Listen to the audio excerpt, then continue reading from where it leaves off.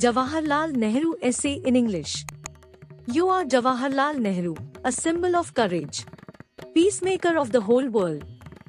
Your heart is a flower that adorns the garden. They bloom as lights in the world garden. Peace and progress. Jawaharlal Nehru, the epitome of hope for the world's peace-seeking people, is an eternal symbol of the inspiration of the awakened youth of India. Sabyasachi Nehru is an inseparable politician, humanitarian and living example of progress in the world. Nehru, the founder of independent India, the pioneer of peace and progress, left India a dignified and glorious place in the world arena.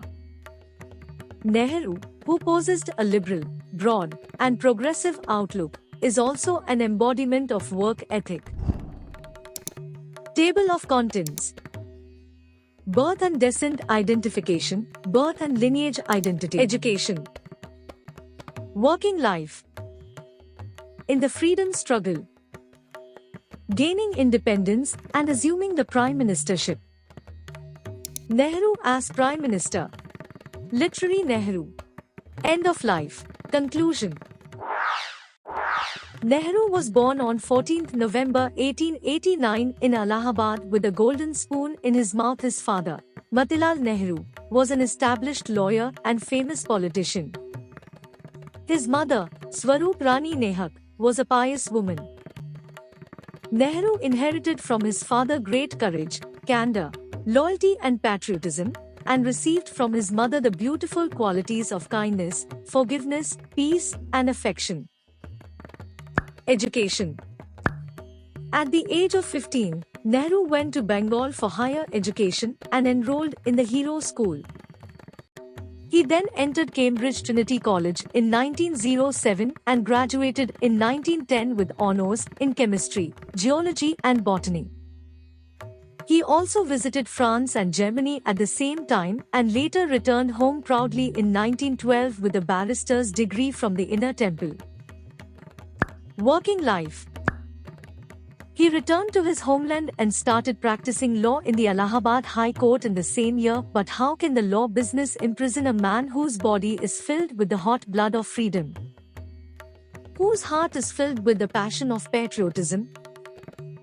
Nehru joined the Bankipur Congress session in 1912 and later the Uttar Pradesh Congress session and entered the Indian national struggle. In 1915, he delivered his first speech at a public meeting in Allahabad protesting against the British government's repression of newspapers. In the freedom struggle. In 1916, he married Kamala Kaur. That year marked the turning point in Nehru's life. His first meeting with Gandhiji at the Congress session in Lucknow was an unforgettable memory. He became a disciple of Gandhiji and vowed to devote all the strength of his life to freedom. He joined the 1917 Home Rule movement. He assisted Deshbandhu Chittaranjan Das in gathering information on the 1919 Jallianwala Bagh massacre. In 1921, he was imprisoned for the first time in connection with the Hartal on the visit of the Prince of Wales to India. He was imprisoned in 1922 for conducting a boycott of foreign goods movement and in 1933 for disobeying an order to desert. After his release, he was elected president of the Allahabad municipality. He was also appointed General Secretary of the All India Congress Committee. In 1928, he was injured by a police baton while conducting a procession against the Simon Commission. He was sentenced to 6 months in prison in 1930 for joining the Loan Act violation movement and 2 years for joining the Kisan Sammelan. In 1931, he disobeyed the order to abandon Allahabad and was sentenced to 2 years imprisonment. His father, Motilal Nehru, died in the same year. In 1934, he was imprisoned for giving speeches against the Calcutta State Rebellion. After his release from prison in September 1935, he and his daughter Indira visited his wife Kamala Nehru, who was undergoing treatment in Switzerland. His wife died a few months later. Nehru refrained from politics for a few days, but the call of the land of the country, the call of the nation, drew him back into politics. In April 1936, he was elected president of the Lucknow Congress. His mother died in that same year. He visited Spain and China. In 1940, he was sentenced to 4 years in prison for joining the Satyagraha movement. He was released a year later and held talks with Sir Stafford Cripps to resolve the Indian issue. In 1942, Cripps took an active role in Gandhiji's Quit India movement and was imprisoned. After his release in 1945, he demonstrated his patriotism by defending the officers and soldiers of the Azad Hind Army in historic trials and assisting Sir Tej Bahadur Chapru as a lawyer. Gaining independence and assuming the Prime Ministership in 1946, he was elected Congress President for the fourth time, and in August of the same year, at the invitation of the Viceroy, he became Vice President of the interim government.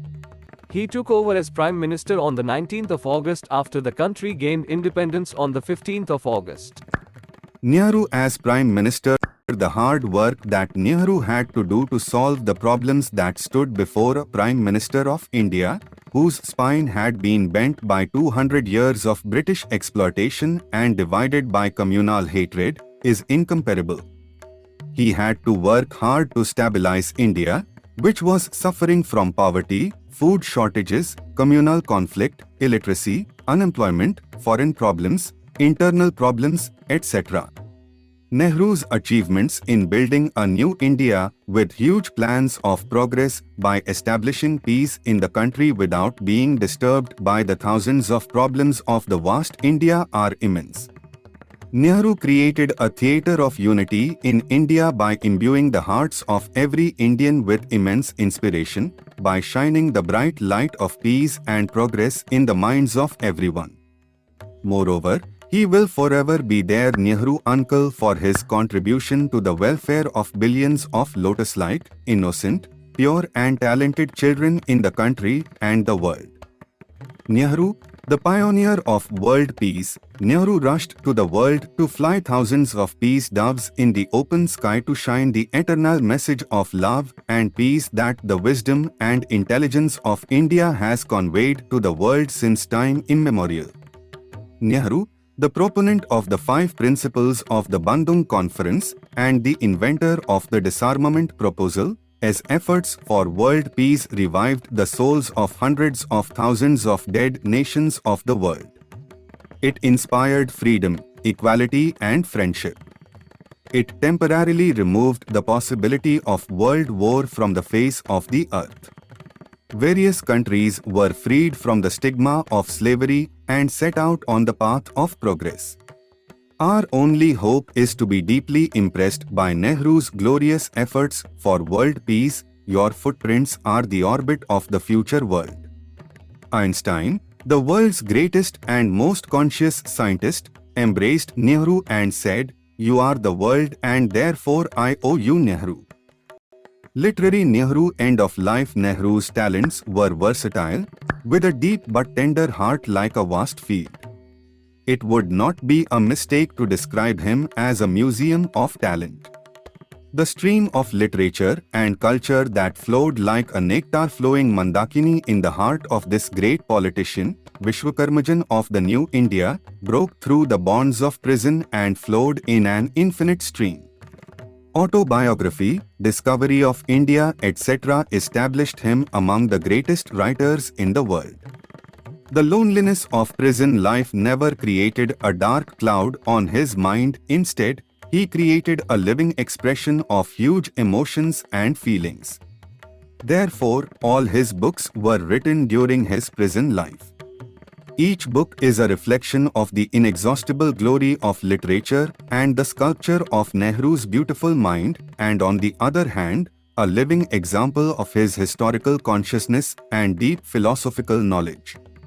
He passed away on 27 May 1964, leaving a shadow of mourning around the world. Conclusion: the brave Nehru was a complete optimist, and therefore he tried hard to brighten the lives of the people of India with hope for progress.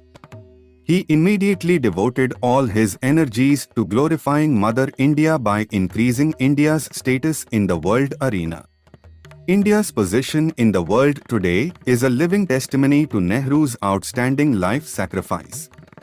May his unforgettable ideals of lifelong struggle, inspiration, skyrocketing aspirations to build the country and nation, great generosity of a broad heart, world-renowned deeds of peace and progress remain eternal offerings to the temple of national life. We hope the Jawaharlal Nehru Essay will help you. If you have any questions regarding Jawaharlal Nehru Essay, leave a comment in comment box and we will get in touch with you soon.